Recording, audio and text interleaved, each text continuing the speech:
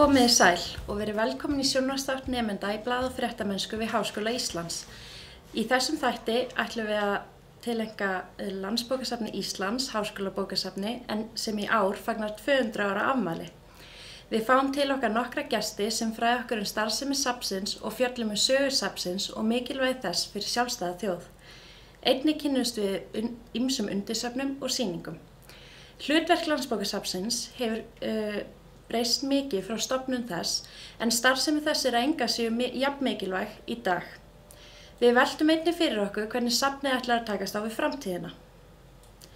En það kannast væntanlega flestir við Rauða húsið við Birkimel þar sem safnið nú til húsa, en húsakostur þess hefur ekki alltaf verið jafn glæsilegur.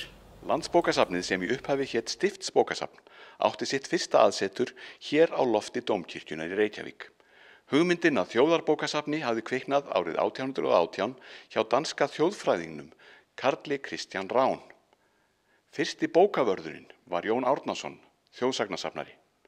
Hér á gólfi Dómkirkjuloftsins stóðu bækurnar í bunkum á gólfinu vegna þess að bókahillur voru nánast ófáanlegar. Þó taldi safnið 5.000 til 6.000 bækur þegar mest var og þannig var staðan þegar safnið var flutt yfir í nýbyggt Alþingishúsið árið 1881. Við flutningin hingað í Alþingishúsið var Stiftsbókasafnið að Landsbókasafni Íslands. Þá átti safnið 19.000 bækur og handrit. Skylduskil prentaðs efnis hófust árið 1886 en þá var einnig ráðinn bókavörður við safnið. Það var Hallgrímur Melsteð en hann hætti störfum áður en að safnið flutti í hið nýja glæsilega hús, Safnahúsið við Hverfisgötu. Nokkrar kynslóðir skólafólks eiga góðar menningar í þessu nestrarsal. Þetta var lesastaða nemenda og fræðimanna í 85 ár, eða allt þar til að safnið sameinaðist Háskólabókasafni árið 1994 í nýbyggðri þjóðarbókhlöðinni. Framkvæmdir við þjóðarbókhlöðuna hófust reyndar 16 ára fyrr eða árið 1978 en staðsetningin var ekki óumdeild því Melavöllurinn, einn helsti íþróttaleikvangur landsins, var á svæðinu. Erfiðlega gekk að fjármagna bygginguna og var til dæmis lagður á sérstakur bókhlöðuskattur en hann gekk ekki alltaf óskiptur til verksins. 7 ríkisstjórnum síðar var húsið síðan vígt við hátíðlega athöfn. Já, þarna fórum við hratt yfir sögu safnsins en til að segja okkur aðeins nánar frá henni er hingað komin Ingibjörg Steinunn Sverrisdóttir, landsbókavörður. Vertu velkomin og til hamingju með afmælið. Takk ykkur fyrir. Nú er safnið 200 ára. Hvað var til þess að farið var í það að stofna þetta bókasafn fyrir allir þessum árum? Já, hugmyndin kemur utan og þetta er þannig að það erlendir menn í Þýskalandi og í Danmörku sem hafa mikinn áhuga á norrænum fræðum og þetta er á tíma upplýsingarinnar þegar menn fóru að hugsa svolítið öðruvísi og fara inn í svona meira kannski vísindi og það varð til ákveðin þekking og það var komið náttúrulega verið að prenta bækur og þá vildu menn safna saman þekkingunni á einn stað í bókasafnum og þessir sem höfðu áhuga á að stofna bókasafn á Íslandi að eins og ég sagði þeir höfðu áhuga á norrænum fræðum og hér var auðvitað Íslendingasögurnar og ýmislegt fleira sem margir vísindamenn í Evrópu á þeim tíma voru að velta fyrir sér og gefa út jafnvel og annað í þeim dúr. Og það er upphaflega hugmyndin. Og eins líka þessi hugmynd þjóðbókasöfn að á þessum árum þá voru menn farnir að hugsa meira hvað er þjóð, lönd gátu verið eitthvað en þjóð var eitthvað sem batt fólk saman kannski með tungumáli, sameiginlegri menningu og þá hugsanlega sögum og útgáfu. Og hvaða þýðingu hefur það fyrir okkur sem þjóð að reka okkar eigið landsbókasafn? Það skiptir bara verulegu máli. Það er í rauninni engin þjóð sem blaktir sem ekki á landsbókasafn. Þannig að fyrir sjálfsmyndina þá skiptir þetta verulegu máli. Og maður sér það víða heim að til dæmis núna 2018 að þá eru þó nokkur þjóðbókasafn í Evrópu að halda upp á 100 ára afmæli sitt. En það vegna þess að það stofnað þjóðbókasafn þarna í lok fyrri heimsstyrjaldarinnar. Og þá voru nokkra þjóðir sem fengu sjálfstæði og þá var mjög mikilvægt að búa til svona grunn, það var búið til náttúrulega dómskerfi og þing og annað í þeim dúr, en háskólar og bókasöfn voru líka eitthvað sem skipti verulegu máli fyrir sjálfsmyndina. Nú starf þitt líklega eitthvað frábrugðið starfi Jóns Árnasonar sem var fyrsti bókavörður Landsbókasafnsins. Hvernig hefur starfsemin svona þróast? Já, sko, það náttúrulega, hann var eini starfsmaður safnsins. Það var reyndar bókasafnsnefnd sem hann hafði með sér, en upphaflega var hann bara einn og var það í mörg ár. Að vísu þá komu inn þarna menn sem eins og bókbindarar og hinn og þessi sem svona aðstöðu í skamman tíma. En í dag þetta 80 manns sem vinna í safninu og þetta náttúrulega miklu starra og allt og meiri umsvif í gangi og eins líka gestirnir sem koma, þeir auðvitað allt öðruvísi, þeir að því við erum líka háskólabókasafn þá erum við að fá þarna inn fólk sem bara komið mjög langt í sínu námi og þarf ákveðna þjónustu og kannski það eru kröfuharðari gestir kannski. En hvernig sér þið fyrir að safnið haldi áfram að þróast inn í framtíðina? Hvernig ætla Landsbókasafnið að takast á við rafbækur og interneti? Já, við erum alveg komið þangað, sko. Við erum bæði erum við með stafræna endurgerð á pappírsefni, til dæmis eins og á tímarit.is og bækur.is og eins erum við með vef sem heitir islandskort.is.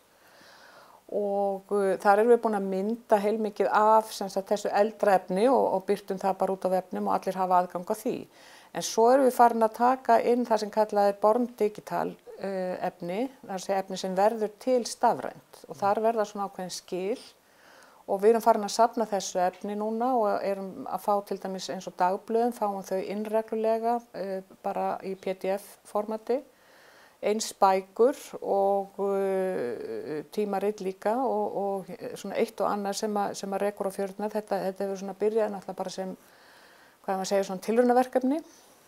En við sáum það var bara nauðsynlegt að gera þetta og stefnan í rauninni að taka inn allt það sem prentað í dag, að það að færast yfir þennan stafræna heim. Nú annars ég get nefnt líka, það eru vefsíður og við erum að safna vefsíðum, eigum orðið bara mjög gott safn af íslenskum vefsíðum, nánast frá upphafi. Já. Nú ætlum við að gera stutt hlé á samtalinu við Ingibjörgu Steinunni og kynnast þeim kima af starfsemi bókasafnsins sem fæstir vita af. Því menningararfur safnsins sem að safnið varðveitir dýrmætur og til að tryggja að hann glatist ekki nauðsynlegt að eiga afrit af honum, en það ekki hægt að geyma það í skíaþjónustu eða í gagnaverum. Landsbókasafn starfrækir sitt eigið varaintakasafn í Reykholti í Borgarfirði og við fengum að kíkja þangað í heimsókn.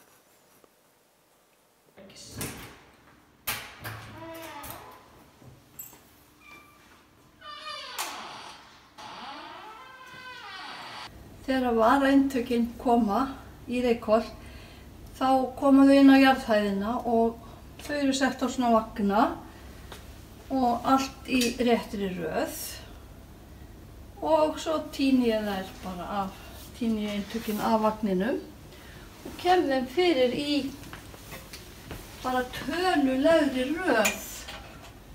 Það verður bara töluröðin sem ræður því hvar þær lenda. Það er ekki svona eins og í flestum bókasöfnum þar sem efni ræður, heldur hér ræður stærðin og hvernig gögnin eru, hvernig þau birtast, hvar þau eru geymd, hvernig fer best þau.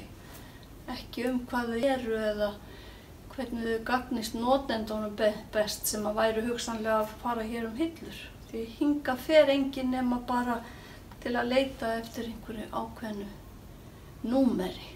Fæstir átta sig á Íslandi, eða svona þeir sem ekki standi í útgáfustarfi, þeir átta sig ekki á því að það allt prentað efni sem á að skila í 4 eintökum og hér í þessari öskju eru prentað lausa efni, það kallað dægurprent.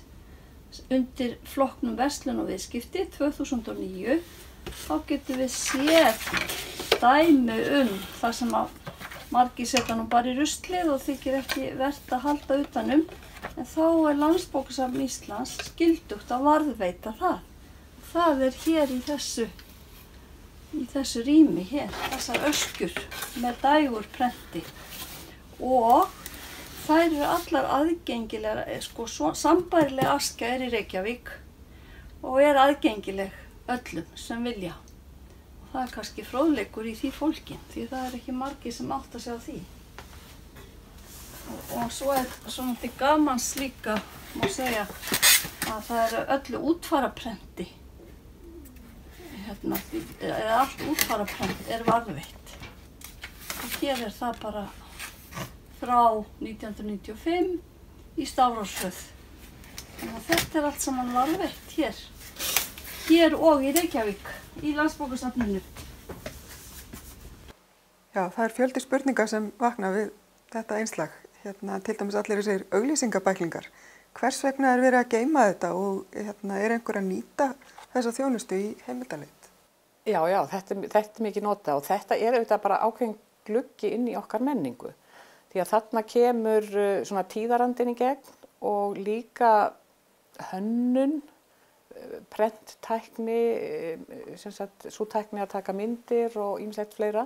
Þannig að við sjáum fyrir okkur að þetta efni eigi eftir að verða miklu meira svona, bara rannsóknarefni í framtíðinni. Í dag þetta svona frekar lokað en við höfum verið að ræða það einmitt að reyna að opna þetta meira og jafnvel að taka stafrænar endurgerðir af því og setja út á netið og yfirleitt fólk bara mjög hrifið þegar það kemst ofan í þetta.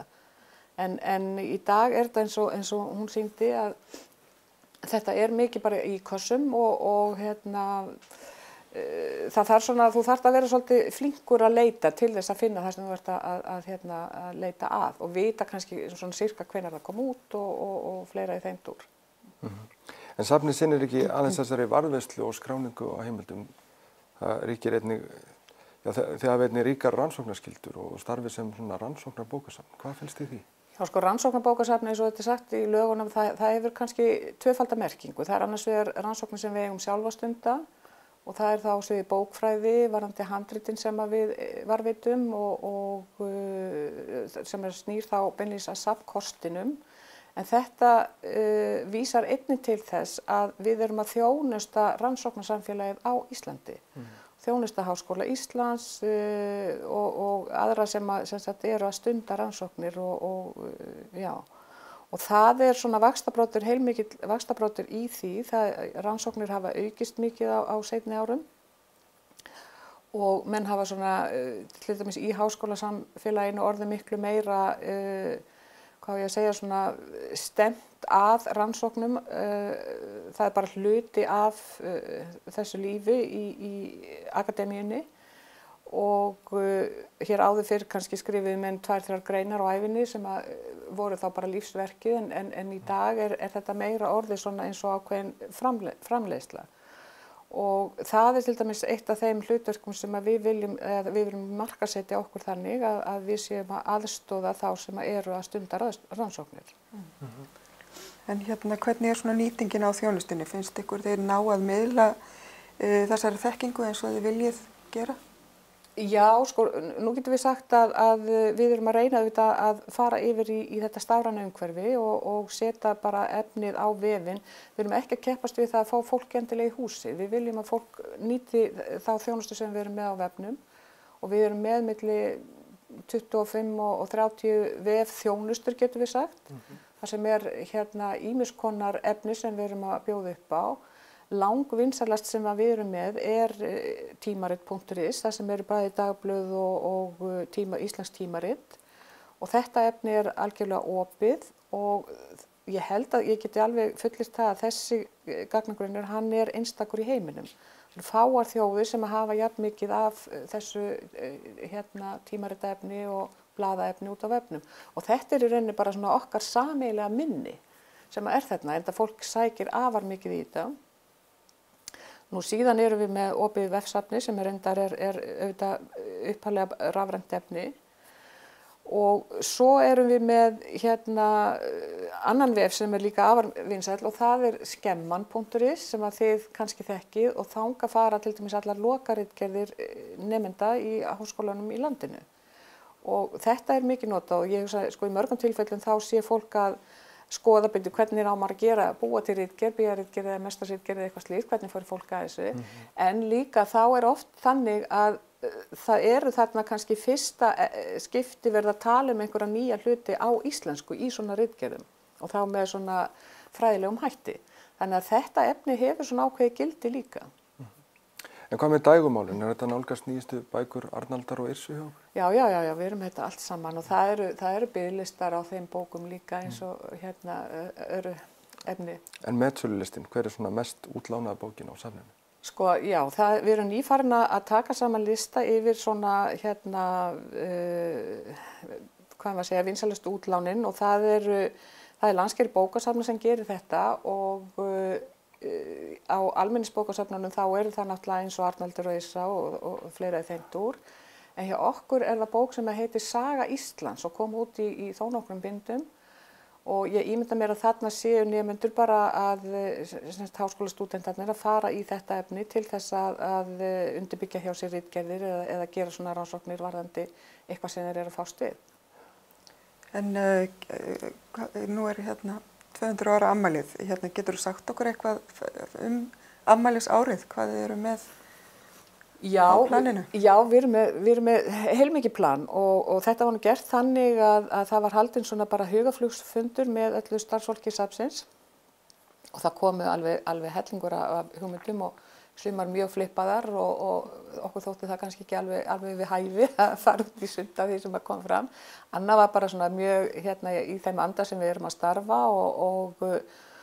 og margar góðar hugmyndir en kannski völdum við úr þarna einhverjar 15-20 hugmyndir sem við erum bara að vinna að og þar á meðal fyrirlestraröð til dæmis. Við erum að fara að setja eða opna sýningu sögu safnsins og draga þá fram ýmis skjöl til dæmis bara frá fyrstu árunum og fleira í þeim dúr. Allt þetta hefur verið geymt mjög vel og síðan ætlum við einmitt að reyna að vera pínlítið sýnileg í fjölmiðlum og til dæmis þessi dagskrá, hún passar alveg inn í þetta og það líka svolítið skemmtilegt að við höfum kannski verið að hugsa eitthvað og ekki alveg séð út úr í hvernig við ætlum að gera það en það hefur svona bara kannski komið og bara leyst sig.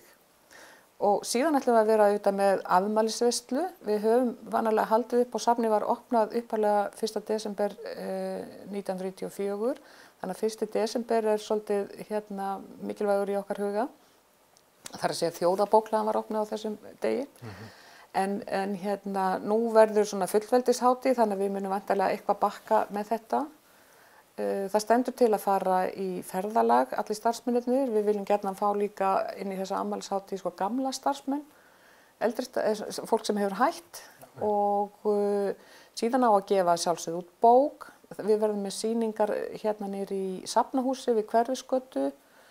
Við viljum að breyta vefnum okkar, við erum komið nýtt logo eða merki, svona nýja útfærsla á því. Og það er svona eitt og annað sem við erum að gera en stór hluti af því líka svona bara praktískt fyrir okkur sjálf. Eins og til dæmis bara nýtt útlit á vefnum. Ingibjörg Steinunn, takk fyrir komuna til okkar. Já, takk sömuleiðis. Takk. Nú, Landsbókasafnið ekki síst háskólabókasafn og hefur það hlutverk að þjónusta nemendur háskólans. Hilma Gunnarsdóttir ætlar að segja okkur aðeins frá þeirri þjónustu. Við erum náttúrulega bókasafn Háskóla Íslands og okkar svona meginmarkmið að styðja bara sem allra best við bæði nám og rannsóknir í skólanum, þjónusta bæði kennara og nemendur bara eftir bestu getu og öll okkar svona verkefna áætlun og plön svona snúa að því að svona auka þessa þjónustu og bæta hana eins og við mögulega getum. Og við viljum líka auka þessi tengsl svona við Háskóla Íslands og erum svona jafnt og þétt að reyna að gera það. Og einu sinni á ári á voran þá erum við með þessa verkefnaviku dagskrá í nokkra klukkutíma þar sem við bjóðum upp á svona vinnustofur. Fólk getur fengið aðstoð við heimildaleit, fólk getur fengið aðstoð við fræðileg skrif og þannig að við miðum að því að svona aðstoða nemendur við að svona klára verkefni annarinnar og svona þau getur verið hérna og fengið svona aðstoð sérfræðinga. Við erum hérna ritverð hugvísindasvið er hérna með aðstöðu. Þau bjóða upp á mjög flotta þjónustu, aðstoð við nemendur sem eru að vinna verkefni og þau eru mjög miklu sérfræðingar á sínu sviði, öll með framhaldspróf í íslensku, með þess að doktorsnemið sem tekur vaktir hérna, manneskja með doktorspróf og þau hérna aðstoða fólk bara við hérna ýmsu hliða fræðilega að skrifa, bara textan sjálfan eða ganga frá verkefnum og við erum svona mjög stolt að hafa þau hérna með okkur. Þau eru hérna með aðstöðu á annarri hæð og svo auðvitað erum við með fræðslu eins og ég var að segja, við reynum eftir bestu getu að efla tengsl við Háskóla Íslands. Oft förum við út í byggingar í Háskóla Íslands sem kennarar eru búin að bóka okkur í fræðslu og við kennum fólki þessi leit, heimildaleit er kannski svolítið uppistaðan í því og reynum að sérsníða þessar kynningar að hverju fagi fyrir sig og kennum fólki svona á gagnasöfn og vísum þeim á svona bestu gagnasöfnin í þeirra fagi og svona kennum svolítið að leita og nota efnisorð og svona. Og við myndum koma líka oft hingað, kennarar bóka, þá geta við líka komið hingað. Við erum með fyrirlestrarsal og kennslustofu þar sem við getum kennt. Þannig að ég vinn svolítið í þessum kynningum og kollega mínir á mínu sviði. En svo þetta ýmislegt annað, við erum þetta bókasafn í þessum hefðbundna skilningi. Þetta svona gamla orð biblíótek yfir bókasafn, það þýðir bara herbyggi fyrir bækur eða geymsla fyrir bækur. En bókasafn núna á þessari öld orðin eitthvað svona miklu meira og annað, við snýst mikið þjónustu og miðlun og við erum auðvitað með hérna upplýsingaborð sem opið frá 8:15 til 4 á daginn og þar alltaf sérfræðingur sem getur aðstoðað fólk við í raun og veru hvað sem í raun og veru vil ég segja. Það auðvitað oftast fólk í heimildaleit, það getur auðvitað verið mjög flókið að leita, gera leita heimildum sem passa vel og okkar náttúrulega sérsvið að aðstoða fólk við að leita að efni, góðu efni til þess að skrifa góða ritgerðir og svona greina. Það auðvitað svo mikið svona ofgnótt núna, þú veist, þegar þú ert að leita á netinu og kemur og í þessum gagnasöfnum sem þið getið fengið aðgangaði gegnum okkur, kemur auðvitað svo mikið þegar maður að leita og það kannski svona eitt af okkar aðalstarf að hjálpa fólki svolítið að svona greina hvað gott efni og hvað síðra efni og hvað efni algjörlega ónothæft í fræðilegum skrifum og í upplýsingaborðinu getum við hjálpa við þetta og í raun og veru bara nánast hvað eina sem fólki dettur í hug. Svo líka ef það eitthvað efni sem við finnið ekki hér á safninu og fáið ekki aðgang að í gegnum okkur, þá þjónusta með millisafnalán þar sem við leitum að bókinni eða greininni í öðrum söfnum og fáum hana lánaða þaðan og lánum svo lánþega. Þannig að við getum nánast fundið, ég vil segja hvað sem einhvers staðar. Það kemur hérna póstur á hverjum degi fullt af bókum frá útlöndum sem við svo lánum öðrum. Svo erum við með ýmislegt sem lítur á þessari aðstöðu. Hérna erum við í handbókasalnum á annarri hæð og hér má tala eins og fólk vill. Þetta ekki hljótt rými þannig að það líka hringborða sem fólk getur unnið í hópum. Og þetta mjög skemmtilegt og lifandi svæði og við erum með 4 hópvinnuherbyggi þar sem 3 til 10 geta unnið og þau eru bókuð á vef safnsins, bara landsbókasafn.is og þetta mjög vinsælt og þetta mjög þægilegt að geta fengið sér herbyggi til þess að vinna í hópverkefni. Þannig að það mjög vinsælt. Svo erum við með líka lesherbyggi sem meistara- og doktorsnemar geta leigt í ákveðin tíma og líka fræðimenn út í bæ sem að vinna einhver verkefni. Það líka mjög vinsælt, það held ég biðlisti í það. En þau þannig að fólk getur verið svolítið prívat og verið skilið, vinna með mikið af bókum, getur skilið það eftir í herbygginu og lokað og það mjög þægilegt. Það eru skápar, geymsluskápar líka fyrir fólk sem vil skilja eftir eitthvað, þannig að það líka getur verið þægilegt. Þannig að það svona kannski, þessi svona ytri þjónusta. Já, þarna fengum við að vita heilmikið þá miklu þjónustu sem að safnið veitir nemendum. En nú langar okkur að fræðast aðeins það sem leynist í kjallara þjóðarbókhlöðunnar, en þar handritasafnið. Og hingað komið til okkar maður sem getur sagt okkur meir það. Bragi Þorgrímur Ólafsson, fagstjóri handritasafns Landsbókasafnsins. Vertu velkomin Bragi, gaman að sjá þig. Kæra þakki. Hvað það sem varðveitt í handritasafninu? Það sem varðveitt í handritasafninu aðalega kannski tvenns konar gögn. Annars vegar það þessi gömlu handriti í klassíska skilningi þess orð. Það að segja Íslendingasögur, rímur, sálmar og sögur og þess háttar skrifuð á fyrri öldum og hins vegar það þessi svokölluðu einkaskjalasöfn. Það þá bréf, dagbækur, bókhaldsgögn og annað frá fólki úr samfélagi fyrir tíma. Og í hverju felst svona ykkar starf á handritasafninu? Það raun og veru bara fyrir ykkur umfangsmikið starf og fjölbreytt. Það mjög mikið sem að snýr að þessum gögnum. Það náttúrulega við þurfum að sjá aðföng þeirra, það sé að afla nýra gagna til okkar, sjá að þessu vel varðveitt í réttum umbúnaði og þess háttar. Og svo það heilmikið vinni í rafræna skráningu þeirra og miðlun. Og það sýningarhald, alls konar rannsóknir, ýmis konar nemendaverkefni sem við tökum þátt í og svo eru gestir sem koma til okkar á lestrarsal, þannig að það bara eitt og annað. En hvaðan koma þessi handrit sem eru varðveitt á safninu og kannski hver helsti munurinn á þeim handritum sem þið varðveitið og þeim sem varðveittir á Árnastofnun? Handritin á Árnastofnun þau eru frá miðöldum, skulum við segja, til einföldunar, en handritin sem eru á Landsbókasafni eru yngri, það er að segja eftir siðaskipti að miklu leyti. Og þau eru töluvert mörg, það er að segja við erum með 15.000 handrit frá síðaröldum en Árnastofnun er með handritin frá miðöldum, fram að 1500 en og líka aðeins eftir það. Heldurðu að það séu handrit einhvers staðar þarna úti sem að ættu í rauninni að vera í varðveislu hjá ykkur? Við sjáum það að við fáum ca. 50 til 80 afhendingar af handritum með einkaskjalasöfnum á ári til okkar og við sjáum það að það eru handrit ennþá í einkaeigu þarna úti hjá fólki og við bara viljum endilega hvetja fólk til þess að afhenda þau til Landsbókasafns þar sem þau vera skráð og varðveittir tryggilegar aðstæður. En þessi gögn koma flest frá fólki sem að kannski ganga frá dánarbúi foreldra sinna eða og af og þess háttar og sjá þá bréf og dagbækur sem að þau vilja koma í öruggt skjól. En Bragi, við litum í heimsókn til þín á safnið og þú sýndir okkur þar ýmsa dýrgripi, við skulum líta á það.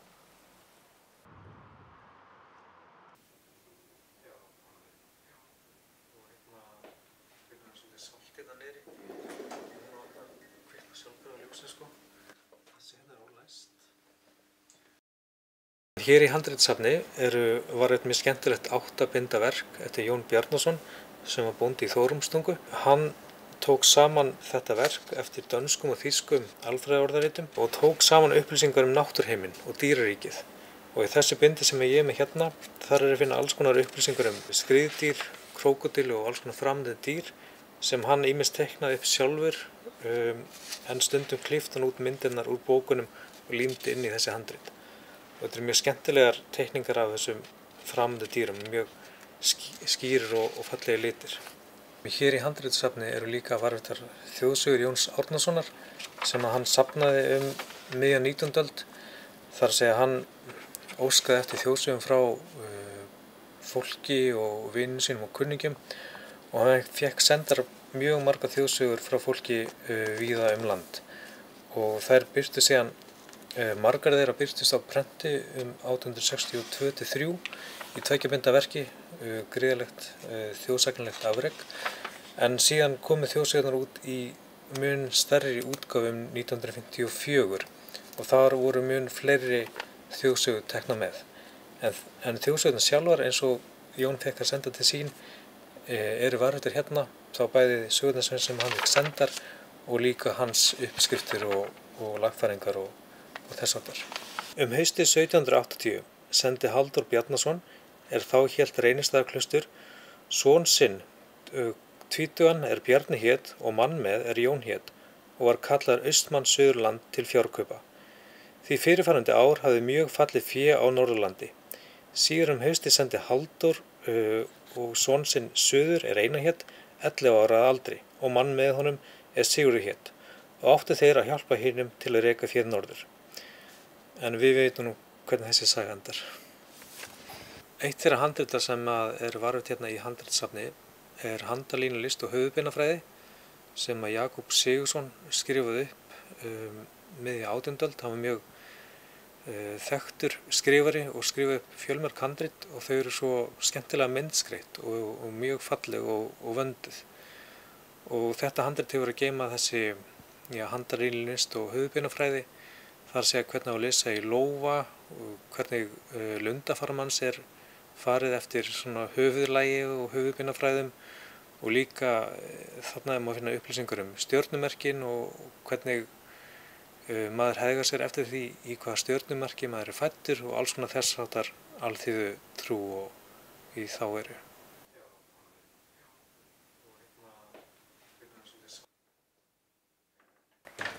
Hvernig það Bragi? Þarf ekki verið með hanska þegar maður skoðar þessi handrit? Já, til skamms tíma voru yfirleitt notaðir hvítir hanskar þegar svona gömul handrit voru skoðuð, en á síðustu árum hafa forverðir mælst til þess að sleppa hvítu hanskunum og vera bara hreinn hendurnar. Ég var á málþingi hérna fyrir nokkrum árum þar sem var hérna sem bara erindið Care and Conservation of Manuscripts, bara sérstök ráðstöfun það. Og þar var sérstök málstofa hvíta hanska eða ekki. Þannig að þetta er nýjast í fræðinum. Við erum bara hreinn á höndunum og fletta varlega. En segðu okkur Bragi, þarna sáum við ýmiss konar handrit, alþýðu skrift og eitthvað sem alþýðu fólk hafði búið til. Hversu mikilvægt að varðveita svona gögn? Það er náttúrulega bara afar mikilvægt fyrir Íslandssöguna í heild, skulum við segja. Þarna er heilmikið af merkilegum gögnum, upplýsingar sem koma hvergi fram annars staðar og margir lögðu mikið á sig til að varðveita þessi handrit. Kannski keyptu þau dýrum dómum áður en að Landsbókasafn eignaðist þau og verður miklu tími að skrifa þau upp og binda inn og varðveita og þess háttar. Og þarna kemur fram heilmikið líf fólks fyrr á öldum og einmitt sérstaklega alþýðu fólks. Þannig að já, ég myndi segja að það er mjög mikilvægt. En hvernig með aðgengi að safninu? Má almenningur koma og skoða, kikið heimsókn til ykkar eða hvernig virkar þetta? Já, til okkar eru allir velkomnir. Við tökum bara vel á móti öllum og það er öllum velkomin að koma og skoða handritin hjá okkur. Við afgreiðum þau reynda bara 2 á dag. Það er svona ákveðið takmarkaður aðgangur að öryggishvelfingunni út af svona rétt við rak og hitastig og þess háttar. En allir velkomnir og við tökum vel á móti öllum hér opið milli 9 og 5 alla virka daga. Þakka þér kærlega fyrir komuna til okkar, Bragi. Já, takk fyrir mig. Og næst ætlum við að kíkja í heimsókn í Kvennasögusafnið. Kvennasögusafn Íslands var stofnað 1. janúar 1975 og það var upphaf kvenna á Sameinuðu þjóðanna. Það var svona formulega stofnað á heimili Önnu Sigurðardóttur sem var fyrsta forstöðukonan hér á Hjarðhaga í Vesturbænum. Það var þar til húsa í 20 ár og það var stofnað í kringum í raun bara skjöl sem að Anna hefði sjálf safnað í áratugi sögu kvenna. Og það er ennþá til þess að í safninu hennar svona fullt af litlu minnismiðum hvar mætti finna einstaka heimildabrot konur í íslenskri sögu sem hún auðvitað vildi bæta við af því að bara hreinlega vantaði konur í söguna eins og margir þekkja. Og svo árið 1996 þá var það sá draumur að veruleika að safnið kom hérna inn í Þjóðarbókhlöðuna. Þarf í rauninni sérstakt kvennasögusafn? Já, þörfin var mikil árið 1975 og ég held líka jafnvel með kvennasögusafni og bara svona almennt með vitundarvakningu í samfélaginu að þá er komið meiri áhersla á konur og heimildir konur á önnur safn og skjalasöfn. Og ég veit til dæmis að hér á handritasafni í Landsbókasafni, Háskólabókasafni, það er mikið af skjölum kvenna. Oft eru þau samt svolítið falin í skráningunni og þau veit að vinna því. Það heitir bara Jón Jónsson. Kemur svo í ljós að þar undir eru mammans og konunans og alls konar konur skjöl kvenna. Þannig að það er svolítið falið í skráningunni. Og þau eru að gera mikið til þess að leiðrétta það. Og auk þess þá erum við með sameiginlegan gagnagrunn sem við erum búin að vera að vinna að, sem er opinn almenningi og þar getur samleitað í öllum skjalasöfnunum. Það sem að Kvennasögusafn gerir er að verður að svona stað fyrir konur til að koma með skjöl sín sem að kannski öðrum myndi ekki finnast merkilegt eða fólk er svona báðum áttu hvort sé nógu merkilegt. Þannig að það er hlutir eins og handskrifa matreiðslubækur frá 1900 eða bara heimilisbókhaldið. En svo er þetta safnið líka í mjög góðum tengslu við kvenfélög og annað slíkt. Og það sem kvennasögusafn gerir líka er að vera bara sem svona upplýsingamiðstöð fyrir sögu kvenna. Og þannig að þetta er mikil upplýsingaþjónusta líka fyrir sérstaklega nemendur í heimildaleit og fræðimenn, almenning, aðstoða fólk sem að setja upp sýningar og það er engin kona á sýningunni, getum við hlundið einhverja eða eitthvað svoleiðis. En auðvitað vinnur kvennasögusafn mjög vel með öllu sem er í húsinu og með handritasafn til dæmis. Við einbyttum okkur að einkaskjölum í dag og sérstaklega einkaskjölum, en það er samt saga almennt og saga kvenna líka er náttúrulega líka í mununum, í handgerðhlutunum. Það er ekki mikið pláss fyrir það, en það er alls konar sem finnst. Hvað með fólk að núti sem að áfulta einhverju dóti eftir ömmu sína, eftir mömmu sína, eftir jafnvel langömmu, eitthvað sem kannski legið í geymslunni árum saman og fólk er jafnvel að hugsa jæja, við þurfum bara að henda þessu. Já. Hvað vilt þú segja við þetta fólk? Komið með skjölin á skjalasafn og leyfið skjalaverðum að meta. Því að það er eiginlega eitt af sorglegasta sem að skjalaverðum vita af er þegar við verðum að henda sérstaklega handskrifum bréfum. Það er svo mikill fjársjóður og það er, oft finnst fólki áttast ekki alveg á varðveislugildinu, en svo er það líka á fólk mjög erfitt með að skilja við það. Það tengjast í svona tilfinningaböndum og finnst svolítið erfitt að fara bara með ömmu á safn. Já, hingað er komin til okkar Örn Hrafnkelsson en hann er sviðsstjóri varðveislu og stafrænnar endurgerðar hjá Landsbókasafninu. Velkomin Örn. Takk fyrir. Og við vorum að hugsa bara í hverju felst starfið þitt og hvað eru þið að gera á varðveislu sviðinu? Já, starfið mitt er ég er sviðsstjóri og undir varðveislu sviðið heyra þó nokkuð margar einingar eins og Íslandssafn, handritasafn, kvennasögusafn, sérsöfn, hljóð- og myndsafn, myndastofa og forvarsla og á sviðinu eru varðveitt öll prentgögn sem hafa verið gefin út hér á landi, handrit sem hafa komið til safnsins, skjöl kvenna í kvennasögusafni og í hljóð- og myndsafni öll útgefin tónlist.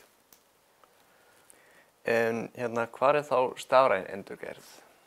Já, það er að færa yfir á stafrænt form sem er ekki á stafrænu formi. Og við erum með þó nokkur verkefni sem fela í sér stafræna endurgerð. Má þá nefna einna helst tímarit.is sem er nú stærsta verkefni. Það sem eru öll dagblöð og tímarit, jafnvel fram til dagsins í dag sem er á stafrænu formi. Og þau eru þá mynduð og sett út á netið eða þau koma á stafrænu formi í safnið. Og svo er líka annað sem heitir bækur.is, það sem er íslenskt prent. Allt prent fram til 1844 hefur verið fært á stafrænt form, sem má segja sér nokkuð einstakt svona í veraldarsögunni eða bókasafnssögu að eitt land nái að taka allt sitt prent og setja út á netið. Getur fólk komið að skoða allt þetta á safninu á stafrænu formi þá? Já, það sem er á stafrænu formi getur þú skoðað bara hvar sem er og hvenær sem er. Frumgögnin, þú getur alltaf komið og skoða þau á safninu. En breytingin er svo að fólk notar netið mjög mikið og notkun á safni, í safni fer minnkandi en notkun á netinu hún er bara vaxandi. En til dæmis hvað með hljóðbækur? Er fólk ennþá að koma á safnið og leigja hljóðbækur hjá ykkur? Hljóðbækur, við fáum hljóðbækur en við höfum ekki heimildir til þess að miðla þeim. Af því að þær eru, ef efni er í höfundarrétti, þá getum við ekki miðlað þeim á stafrænu formi nema í byggingunni. En það er ekki mikið það að koma og lesi hljóðbækur. Það snýst þá örugglega líka kvikmyndir og það einhver menning? Já, kvikmyndir, safnið kaupir allt kvikmyndaefni eða fær allt íslenskt kvikmyndaefni. Og það er horft á það í safninu. Og til dæmis fyrir kennslu í kvikmyndafræðum að það er dálítið það að stúdentar komi á safnið og horfa á það. En ef við erum að tala nýlega bækur til dæmis, er hægt að fá þær í rafrænu formi, að leigja þær? Nei, ekki hjá okkur. Þannig að við erum skylduskilasafn, við fáum allar rafrænar bækur og þær eru þá bara geymdar, skráðar og geymdar og varðveittar til framtíðar en því miður þá er ekki verið að lesa þær. En já, hvað með framtíð í þessu? Heldur þú að það sé kannski einhvern tímann hægt að leigja slíkar bækur? Já, það verður í framtíðinni, þannig að þetta er raunverulega bara spurningum höfundarétt og greiðslu til þeirra sem eiga gögnin. Þannig að það sem við erum að miðla, við megum ekki miðla því bara óhindrað, heldur verður að vera samningur á bakvið, hvort við megum setja út á netið og þar til dæmis með bækur sem eru yngri og eru í höfundarétti, að þá eru gerðir samningar við þá sem eru handhafar höfundaréttar. Þannig að það er hægt að koma og lesa þær. Og er Landsbókasafnið þá með budget til þess að kaupa þá rétti til þess að miðla? Já, það er svona, eru verkefni að fara á stað. Samningaviðræður eru að hefjast, en það má segja kannski að Norðmenn, þeir hafa í raun og veru gengið einna lengst og eru kannski fyrirmynd. Þeir eru með fyrirbæri sem þeir kalla búkhyllan og þá eiga þeir stafrænar endurgerðir af öllu prenti fram til minnir 2000 og það er aðgengilegt í Noregi á norskum tölvum og þá er bara búið að greiða handhöfum höfundaréttar. Einmitt, þannig að við erum kannski ekki komin í að blánt og frændur okkar Norðmenn. Nei, ekki eins langt, en við erum komin lengri en þeir að ýmsu öðru að við erum búin að mynda allar bækur fram til 1844, öll dagblöð og tímarit og þá tala ég öll, fram til dagsins í dag, eða fram til 1940 og við höfum aðgang hér á landi, aðgang að dagblöðum sem eru alveg splunkun í. Þannig að við fáum PDF-skjölin send og þau fara strax inn á tímarit.is og það er einstakt held ég í heiminum. Já, en þrátt fyrir þessu finnst sumum bókasöfn orðin úrelt á tímum stafræna samskipta og internets. En hvað segir nemendur á háskólasvæðinu við því? Við ræddum með nokkra stúdenta og kíkjum aðeins á það. Já, ég nota svolítið bókasöfn.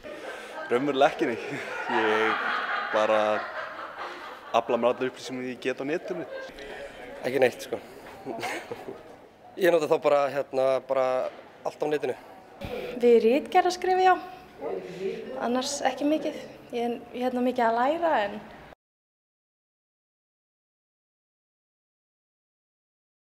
Hvoru tveggja. Ég les rafbækur fyrir sjálfa mig og bækur á prenti fyrir börnin mín. Nei, ég meina bara, ég nota Landsbókasafnið fyrir sjálfa mig að læra, en svo nota ég Borgarbókasafn fyrir börnin mín. Ég les meira núna á rafrænu formi, en bara bæði virkar einhver megin, svona bara hvernig aðstæðan henta og svona. Bæði, en mest svona rafrænt. Eiginlega bara prenti. Les mjög sjaldan rafrænar bækur.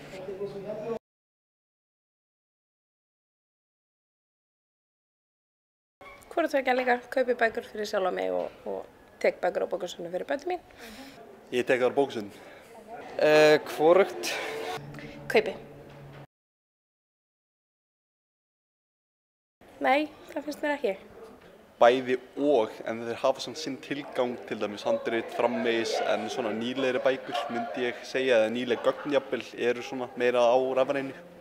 Ég held að á sínum tíma þau munu vera úrelt og munu ekki vera úrelt í því samhengi. Fyrir mig, persónulega já, ég notaði lítið sem ekki neitt, sko. En það er kannski gott fyrir aðra, ég veit ekki. Nei, alls ekki. Þetta er fín, sko. Já, þetta voru nú frekar mismunandi svör. Komuðu þér eitthvað á óvart? Nei, sjálfsög ekki, eða hvort að ýmsu leyti var þetta komið ekki óvart, en bókasöfn munur verður alltaf að vera til staðar, því að það má segja að þjónustan sé svolítið að færast til. Það þarf einhver að búa til stafræn eintök, það þarf einhver að varðveita stafræn eintök. Nú, ef bókasöfn gera það ekki og miðla þeim ekki, þá þannig að við erum eilíf eins og við erum búin að vera síðastliðin 200 ár, sko.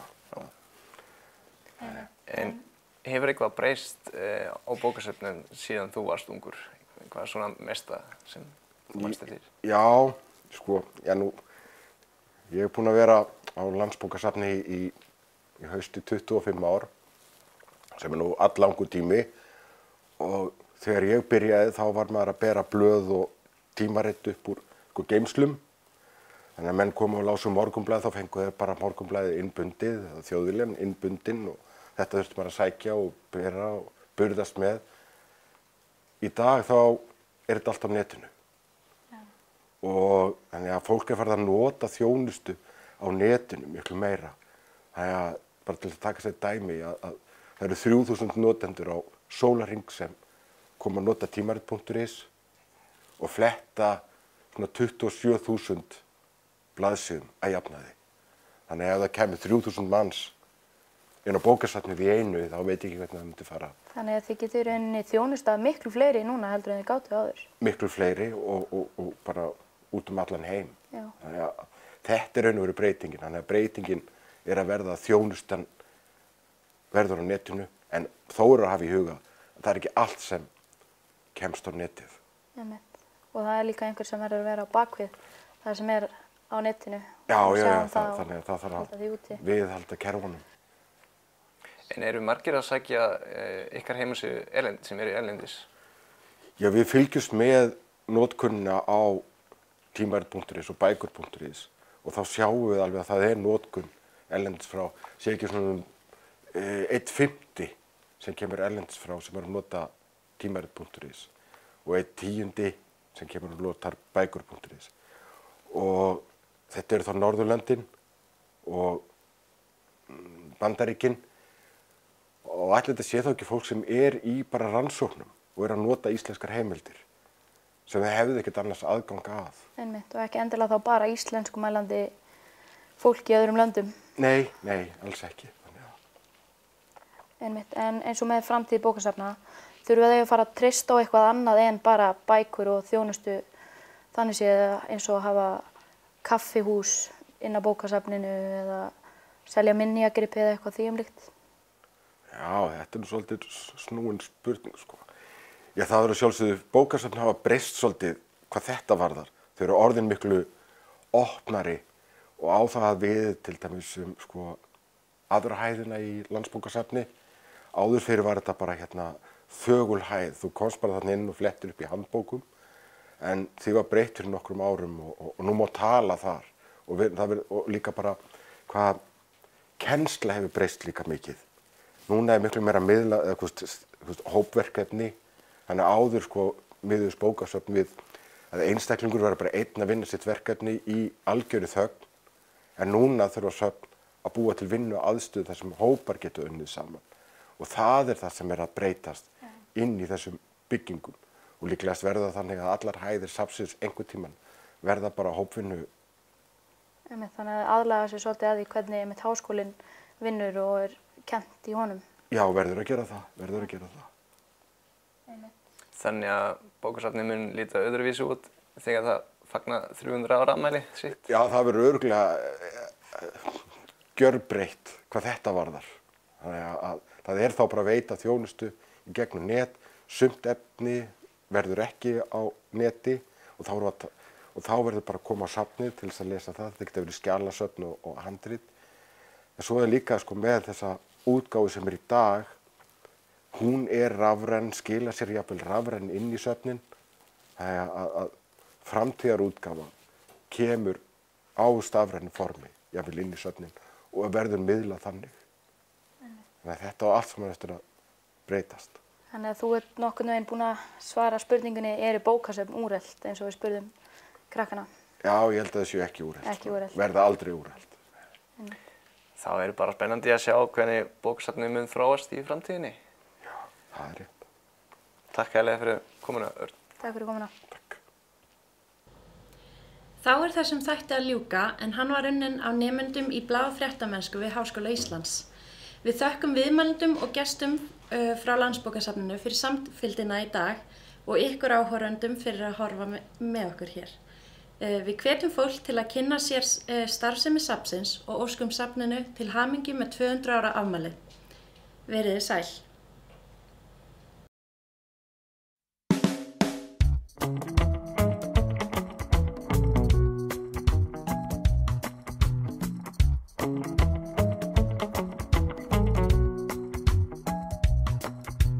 Þorkell les ritgerð kúgun á afrískum konum. Kristína gáir hvort leikur að stráum sé inni. Ólafur spyr sig hvort Margrét sé hrifin af honum. Hallgrímur reynir að festa sér ártöl í minni. Skyldi Guðmundur koma til más, hugsar Magnea dreymin.